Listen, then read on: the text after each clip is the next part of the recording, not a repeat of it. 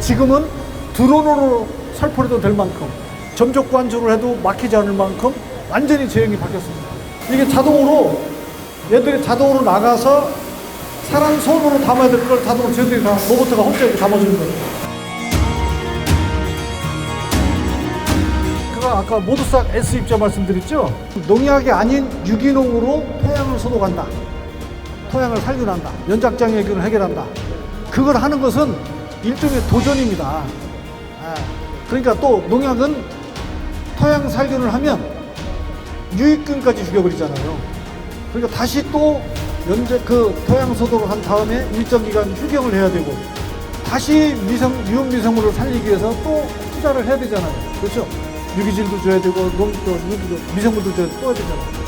그러니까 자꾸 연작장애 때문에 우리는 같은 땅에서 같은 걸 해먹으니까 고통스럽잖아요. 근데 얘는 갈아엎고 바로 하는 겁니다. 토양 소독하는데 큰 돈 안 들어가고 가능합니다. 경기가 말도 못해요. 농약가 비료가 많이 올랐죠? 네. 농사 짓기도 힘들고 농사 져놓으면 그만큼 더 받는 것도 아니고 희망이 안 보여요. 이게 문제예요.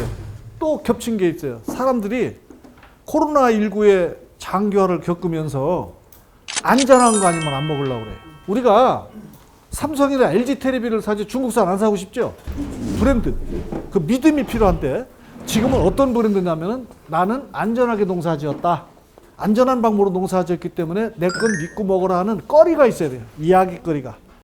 우리는 고산지대라 해발 몇 미터 있고 밤낮에 기온차가 크고 흙이 깨끗하고 좋고 막 이렇게 써먹었는데 지금 그걸 알아주질 않아요. 이제 하도 써먹어서. 그렇죠?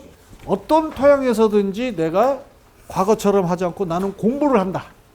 그래서 작용 원리를 이해하고 사용 방법을 익힌 다음에 주의사항을 잘 지켜서 내 자식이 먹는다는 마음으로 안전하게 농사 지었다라는 근거를 제시해 줘야 돼요. 내다 팔 거니까 사 먹는 사람 입장에서 만들자는 거죠. 우리 양파는 그냥 장사꾼이 가져가니까 그냥 원하는 대로만 만들어주면 끝. 그거는 옛날 방식입니다.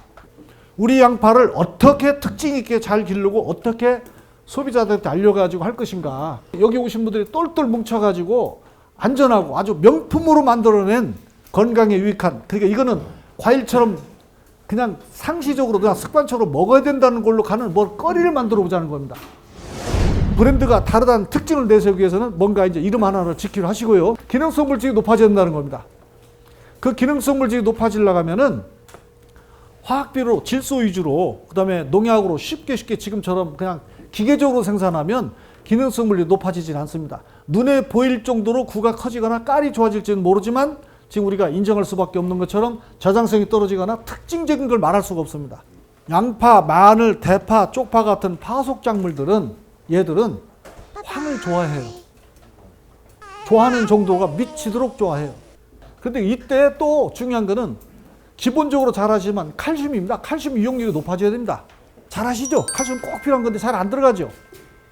자, 그래서 유황과 칼슘과 같이 들어갔을 때 양파가 좋아하는 것들을 이상적으로 들어가게 해주면 양파는 돌처럼 단단하고 매콤하면서 양파 맛이 톡 쏘는 맛이 나오면서 달고 저장성이 좋아져요.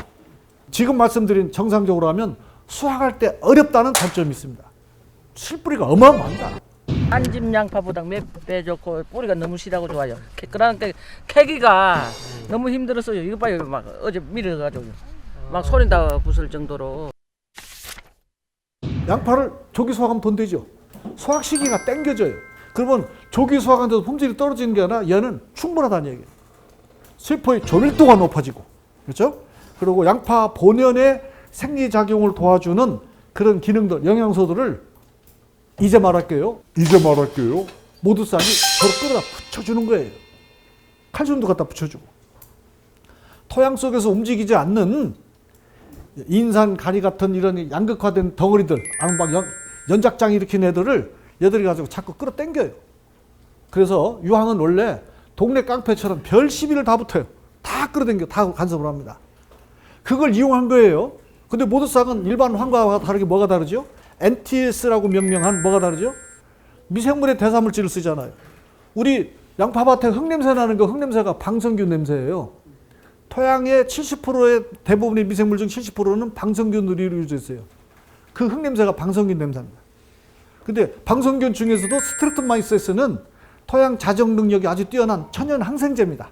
쉽게 말씀드리면. 그러니까 얘가 충분하면 병해충도 기피하고 안 와요. 그리고 잘 자정 능력이 충분하면 얘들도 처리를 합니다. 다행히 토양 자정 능력이 있어서 그러면 토양 개량용으로 썼는데 거기에 황성분을 양파가 아주 좋아하니까 막 끌어당기는 거죠. 근데 아까 뭐라고 말씀드렸어요? 황이 들어갈 때 얘 혼자 들어가는 게 아니라 다 끌고 들어간다고. 모두싹 칼마하고 빨간색 모두싹을 골드로 썼을 때에는 무슨 다른 영양제나 큰 비료를 준 것처럼 왜 이렇게 잘 될까? 양파가 왜 이렇게 잘 될까? 예를 들어서 그거를 식물 시험을 해가지고 연구소 박사들한테 맡겨봤어요. 성장 호르몬인 지베레린, 옥신이 어마어마하게 올라간다는 걸 알게 됐습니다. 아, 그래서 이렇게 되는구나를 알게 된 겁니다. 만병통치약은 아니지만 여러분들이 만들어낸 말이에요. 저는 강의 나올 때마다 그랬죠. 모두싹은 절대 만병통치약 아닙니다. 그랬죠. 카메라를 들이대면 만병통치약인 것처럼 흥분하시는 거예요. 그동안 못 보던 걸 봤으니까 값도 싸고.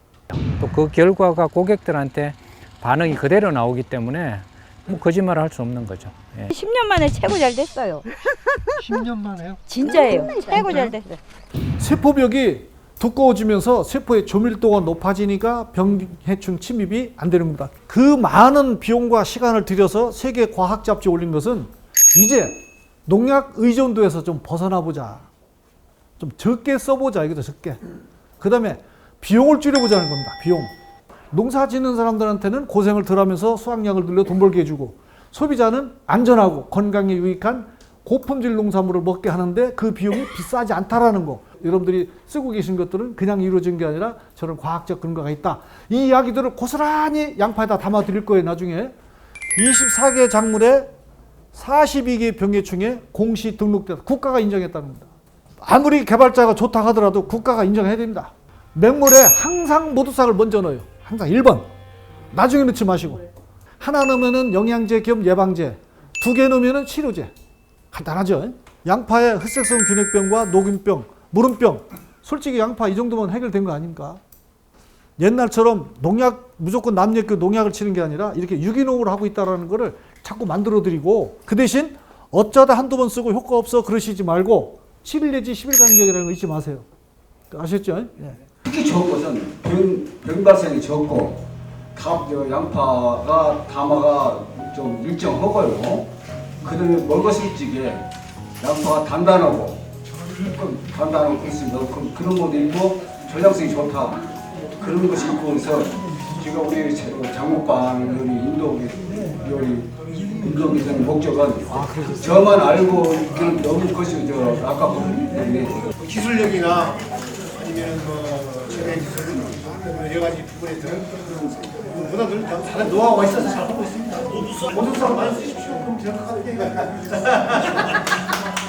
하여튼 오늘 우리 사장님께 좋은 말씀 많이 들으시니까 뜨거운 박수 한번 보냅시다.